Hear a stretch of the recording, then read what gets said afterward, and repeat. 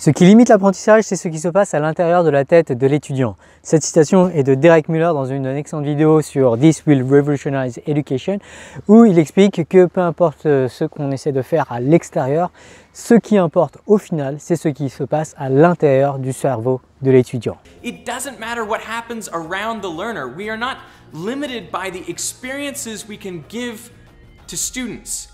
What limits learning is what can happen inside the student's head. Et Derek Muller n'est pas le seul à avoir cet avis. Si vous écoutez un petit peu les boss de la vulgarisation du YouTube francophone, en tout cas, on entend souvent ce genre de discours. Le jugement majoritaire, donc ça a été proposé par 2 chercheurs français. Et la première fois que j'en ai entendu parler, donc là c'était l'élection de 2017, la première fois que j'en ai entendu parler c'était l'élection de 2007. Et là je relis les trucs, puis je comprends pas. Et puis là je me dis, bon merde, fais chier. Et donc du coup je me creuse, je dis, ah ouais, ok, bon, ça y est, j'ai compris. Et j'ai fait un effort intellectuel que les lecteurs de base n'auront pas forcément fait. Et pourtant, tu vois, je veux dire, je suis un matheux, j'ai fait des études compliquées, machin. Et en fait, pour en avoir discuté avec eux, ils comprenaient pas pourquoi les gens comprenaient pas. Ouais, ça peut paraître évident pour certaines personnes. Voilà. Et en fait, cette capacité de se mettre à la place de son public, qui est un truc qui est pas inné chez tout le monde, voilà, qui, je pense, voilà, fait à mon avis les bons vulgarisateurs, sont les gens qui arrivent vraiment bien à faire ça. Et malheureusement, il me semble que lorsqu'on débat, on a tendance à un petit peu négliger cela, on a tendance à donner beaucoup d'importance à ce que l'on dit ou à ce que chacun dit, et pas forcément à penser à ce que l'on est en train de penser et ce à quoi les autres sont en train de penser. Et il me semble que pour bien débattre, en fait, il faut constamment se demander ce qui se passe dans la tête de l'autre et de chercher à faire en sorte que ce qui se passe dans la tête de l'autre aille dans le bon sens. Donc c'est vrai, en forme de débat ou en forme d'enseignement, j'ai tendance à pas forcément faire énormément de différence entre les deux. En tout cas, si l'objectif est de faire réfléchir l'autre, dans les deux cas, il s'agit de l'amener à avoir dans son cerveau certains raisonnements, une certaine réflexion, peut-être justement une suggestion du doute, une certaine remise en question des fondements du savoir. Et c'est ça que l'on cherche à faire. Et si c'est vraiment ça que l'on cherche à faire, finalement, ce que l'on dit importe finalement très peu. Il faut voir la communication comme un moyen d'arriver à nos fins. Du coup, en particulier quand on fait une vidéo, quand on s'exprime sur YouTube, quand on dit quelque chose, en fait, il faut toujours davantage se demander ce qui va se passer dans la tête des gens qui vont être exposés à ce genre d'informations. C'est en tout cas comme ça qu'il semble préférable de raisonner, notamment si on veut les amener à douter, à faire réfléchir, à penser les problèmes différemment. Il ne faut pas se dire qu'est-ce qu'on pourrait dire de vrai, mais plutôt qu'est-ce qu'on pourrait dire qui fasse en sorte que l'autre se mette à penser de telle ou telle manière. Et pour cela, l'un des trucs sans doute les plus importants, c'est de ne pas dire ce que l'on pense, parce que bien souvent ce que l'on pense ne va pas avoir un effet si bénéfique sur ce qui va se passer dans la tête de l'autre. Et typiquement, d'un point de vue pédagogique, on sait très bien que balancer tout un tas de réponses ou tout un tas d'arguments juste comme ça n'est pas la meilleure façon d'enseigner et de faire en sorte que dans la tête de l'étudiant, il se passe quelque chose qui lui permettra de progresser. Un très bel exemple de personne qui fait ça très bien, c'est Mickaël, qui est en point de vue pédagogique voilà, le boss de la vulgarisation, en mathématiques en tout cas, et puis David aussi le fait très très bien. Et ce qui est particulièrement intéressant dans cette vidéo de Mickaël où il parle des angles, c'est que dans cette vidéo on comprend très très bien que Mickaël prête beaucoup d'attention à ce qui se passe dans la tête des enfants lorsqu'il leur explique par exemple la notion d'angle. Et en particulier il s'est demandé mais comment ça se fait que les enfants classent les angles dans tel ordre plutôt que dans l'ordre conventionnel. Et ça l'a amené d'ailleurs à réfléchir davantage à ce que sont les angles en mathématiques et comment il faudrait les penser et comment aussi améliorer l'enseignement des angles. Bon alors il y a quelque chose qui cloche avec les angles. Bonjour, c'est quelque chose dont je me suis rendu compte en discutant avec des enfants de 6-7 ans parce que probablement moi-même j'étais trop conditionné par mon propre apprentissage des mathématiques pour pouvoir m'en rendre compte. Mais quand on discute avec des enfants et qu'on leur montre un certain nombre d'angles, très souvent ils les rangent comme ceci. Je ne sais pas si vous voyez ce qui cloche ici, mais en fait c'est l'ordre inverse par rapport à celui qu'on utilise habituellement, traditionnellement. C'est-à-dire que les angles que nous on considère comme des grands angles, ils ont tendance à dire que c'est des petits angles et vice-versa.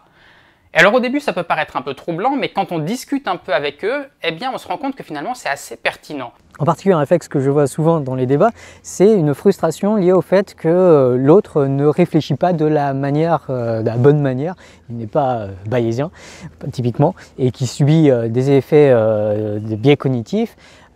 Et ça, malheureusement, il faut le prendre en compte. Si on veut faire amener les gens à réfléchir mieux ou à penser de telle ou telle manière, il faut prendre en compte le fait qu'ils ont des biais cognitifs pour mieux adresser la manière de les amener à mieux réfléchir, en tout cas si c'est ça notre but. En particulier des phrases d'indignation du genre « je n'arrive pas à comprendre comment on peut croire que » sont en fait des phrases qui tout simplement révèlent le fait que la personne qui a exprimé cette phrase n'a pas fait preuve de suffisamment d'empathie cognitive, c'est-à-dire elle ne s'est pas suffisamment posé la question de ce qui se passe dans la tête de l'autre. J'aurais tendance à vous encourager, comme Julia Egaleff le fait très bien, à éviter ce genre de tournure de phrase.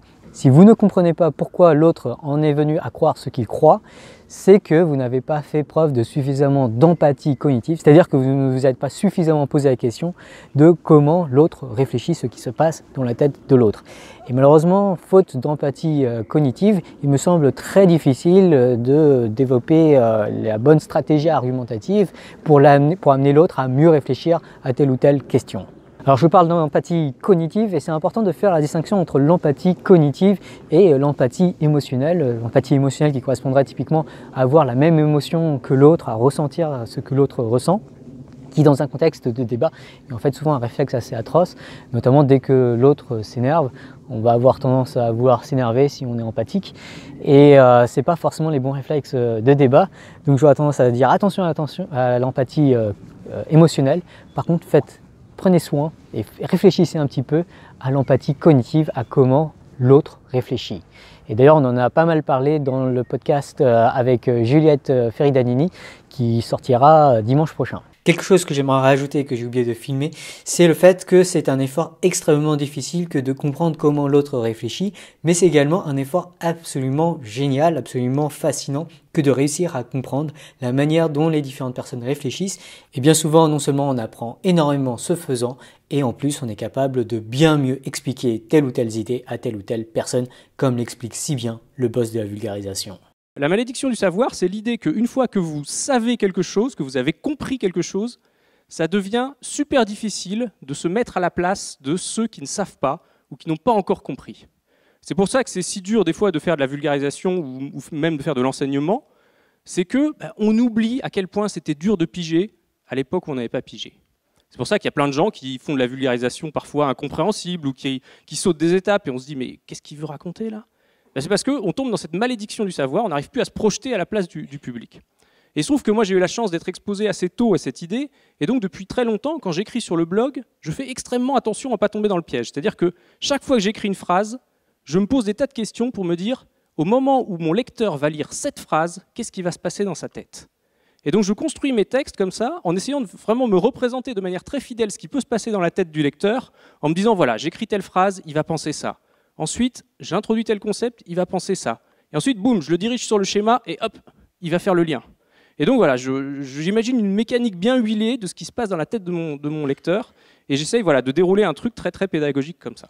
Une dernière remarque, c'est qu'il me semble que ce qui manque le plus dans la tête des autres, c'est de la motivation pour mieux réfléchir. Et du coup, si on fait preuve d'empathie cognitive, il me semble que très naturellement, on en vient à la nécessité de motiver l'autre à mieux réfléchir, à vouloir mieux réfléchir, à donner de l'importance à bien réfléchir et à finalement donner une bonne connotation au fait de réfléchir correctement, ce qui est en tout cas la conclusion à laquelle on en est venu avec Christophe Michel dans ce podcast probablement. Voilà donc, j'espère que vous allez maintenant prendre soin de cette empathie cognitive.